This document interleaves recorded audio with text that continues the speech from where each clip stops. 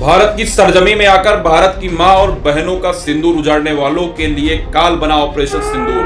पहलगाम में कायराना तरीके से आतंकियों और दुश्मन देश पाकिस्तान की ये गुस्ताखी उनको कितनी भारी पड़ सकती समझने की भूल करता है। जब आतंकवादियों ने कहा था जाकर मोदी को बता देना, तो अब पूरा देश ही नहीं पूरा विश्व देख रहा है। खैर, मोदी सरकार और भारतीय सेना जिसपे सदैव भारतवासियों को गर्व था, उसने ये बता दिया है कि हिंदुस्तान किसी को छेड़ता नहीं और जो छेड़ता है उसको हिंदुस्तान छोड़ता भी नहीं। भारत की सरकार और देश की सेना ने जवाब दे दिया है।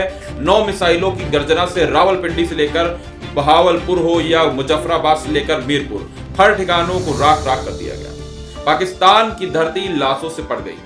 आतंकवादी अड्डे जो हैं वो मटियामेट हो गए। 2016 की सर्जिकल स्ट्राइक और 2019 के बालाकोट स्ट्राइक से कहीं ज्यादा घातक और बड़ा ऑपरेशन है ऑपरेशन सिंदूर। पाकिस्तान ने सर्जिकल स्ट्राइक को हमेशा से नकारा और पाकिस्तान मजाक उड़ाता था। वो आज दुनिया को अपने नकली आंसू दिखाने का काम कर रहा है। पाकिस्तान से ज्यादा तो इस देश के गद्दार और राजनीतिक गिद्धों ने सर्जिकल स्ट्राइक पर सबूत मांगा। यहां तक भारत के कुछ गद्दारों ने पुलवामा हमले में सरकार पर ही उंगली उठाई। पर ऑपरेशन सिंदूर ने बता दिया कि उन बेहूदों को जो ऐसे मुद्दे पर भी गंदी राजनीति करते हैं और अपनी गंदी राजनीति से बाज नहीं आते। जो लोग पुलवामा हमले पर सबूत मांगते हैं, आरडीएक्स कहां से आया, आतंकी कौन थे, 300 किलो आरडीएक्स का हवाला देने वाले ये पूछते हैं कि आरडीएक्स कैसे आया। ये सुनी सुनाई वाली बात को कॉपी पेस्ट करना और सरकार पर आरोप लगाना बिना जानकारी किए हुए, तो उनके लिए मैंने कुछ डाटा कलेक्ट किया है, रिसर्च किया है और उसको मैं स्क्रीन पर शेयर कर रहा हूं ताकि वो लोग जान पाए कि पुलवामा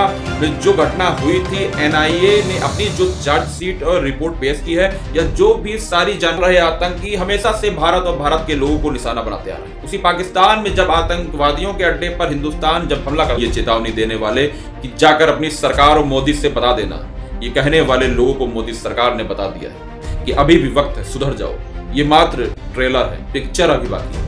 सभी साथियों से एक विनती और निवेदन है कि देश को कमजोर न करें राजनीतिक लाभ के लिए या अन्य किसी भी कारण से। देश से जुड़े मुद्दे पर सिर्फ और सिर्फ देश हित की बात होनी चाहिए। और आप लोग जहां से भी ये वीडियो देख रहे हो, तो आज अपने घरों में पहलगाम हमले में उन शहीद हुए बेकसूर लोगों के लिए एक मोमबत्ती जलाकर 2 मिनट का मौन जरूर रखिए। यही उन मासूम मारे गए हिंदुस्तानियों के लिए सच्ची श्रद्धांजलि होगी। जय हिंद, जय भारत, जय हिंद की सेना। धन्यवाद।